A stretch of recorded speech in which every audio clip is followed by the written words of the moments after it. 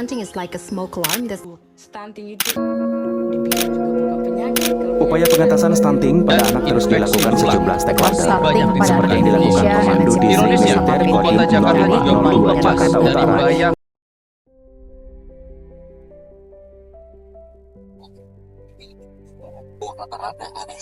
Ternyata banyak banget ya stunting di Indonesia sekarang. Ih, parah banget.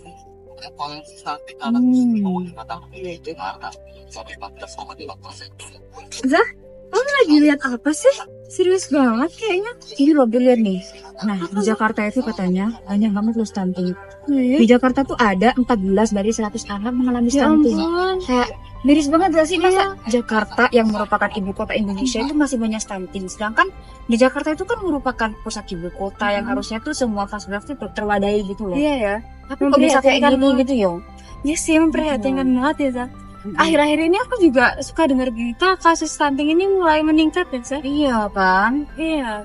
Tapi nggak usah jauh-jauh deh, Zah. Kemana aja waktu aku ikut ibuku jadi kader posyandu, itu tuh ada salah satu anak yang beratnya itu tuh nggak banyak berubah. Oh iya? Dia pun juga, iya. Kayak stuck di situ-situ aja Iya, gitu. nah terus setelah ditanyain ke orang tuanya, itu kan dia juga nggak konsisten gitu loh untuk datang ke posyandu. Dan akhir-akhir itu pun anaknya juga ngalamin sakit, nggak nafsu makan juga, Zah. Menurutmu itu salah satu stunting nggak sih? Tanda-tanda stunting? Itu mungkin aja ya, karena aku juga kurang mengerti kan stunting itu sebenarnya apa. Tapi kalau misal dilihat dari tadi itu kayaknya emang salah satu indikasi stunting, tapi kurang jelas karena kita juga belum paham pasti kan stunting itu apa. Iya, belum pasti Mm-mm, juga lihat sih, nih. Zah. Iya, kayak parah banget sih. Iya, Lagi bahas apa guys? kita lagi bahas, Iya, kita lagi kita nonton lagi bahas stunting ini. nih. Stunting. Mm-mm. Kayaknya aku tahu deh stunting itu apa. Oh iya, bisa tolong jelasin gak kak?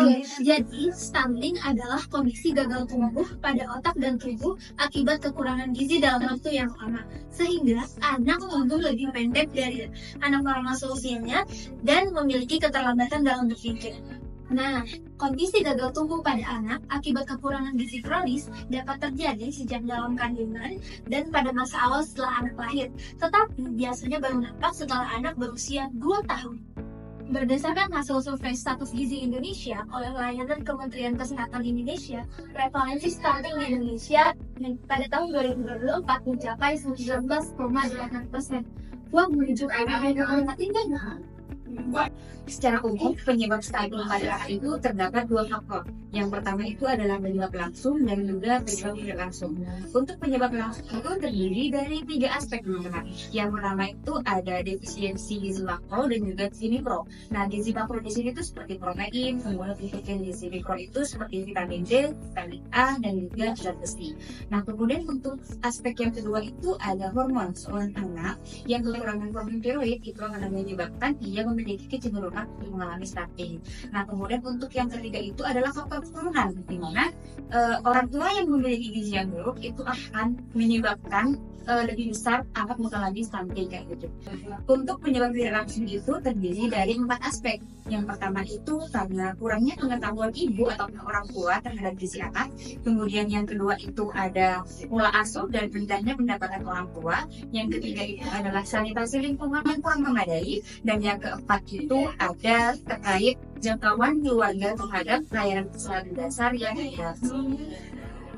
Kalau teman-teman, stunting bukan sekedar anak berkulit pendek. Ini adalah tanda dari kekurangan gizi kronis sejak dalam kandungan hingga usia 2 tahun. Nah, dampak dari stunting bukan hanya terlihat dari fisik, namun juga dalam beberapa aspek, seperti perkembangan otaknya.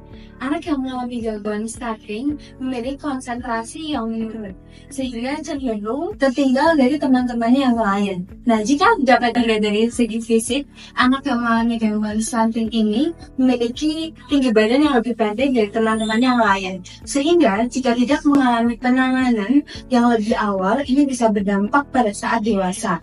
Nah, anak yang mengalami gangguan stunting pada saat usia dewasa itu bisa cenderung lebih mudah terkena penyakit kronis seperti diabetes, tekanan darah tinggi, seperti itu. Nah, ingat teman-teman, stunting itu bukan takdir, namun bisa dicegah sejak awal, seperti pemberian gizi yang cukup, pemantauan tumbuh kembang anak, dan juga edukasi dari orang tua. Dengan melihat dampak-dampak yang sudah terjadi tadi, ada pula penanggulangan untuk kasus stunting, yaitu memerlukan pendekatan yang komprehensif yang melibatkan berbagai sektor yang ada. Upaya utama dalam penanggulangannya yaitu ada 3. Yang pertama, pemenuhan gizi. Yang kedua, perbaikan sanitasi lingkungan. Dan yang ketiga adalah peningkatan kesadaran masyarakat terhadap pelayanan kesehatan.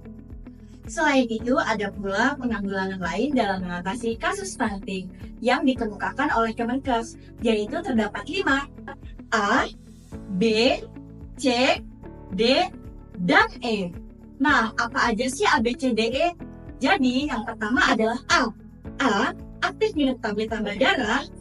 B, bumil teratur periksa kehamilan. C, cukupi konsumsi protein hewani. D, datang ke posyandu setiap bulan. Dan E, eksklusif ASI 6 bulan. Maka dari itu, cegah stunting itu sangat penting. Makanya, bagi kita semua, mari perhatikan lebih detail lagi mengenai gejala-gejala ataupun faktor-faktor yang mempengaruhi stunting agar kita menjadi masyarakat yang aware dan peduli terhadap stunting. Ayo, mari kita bersama-sama cegah stunting, wujudkan generasi gemilang.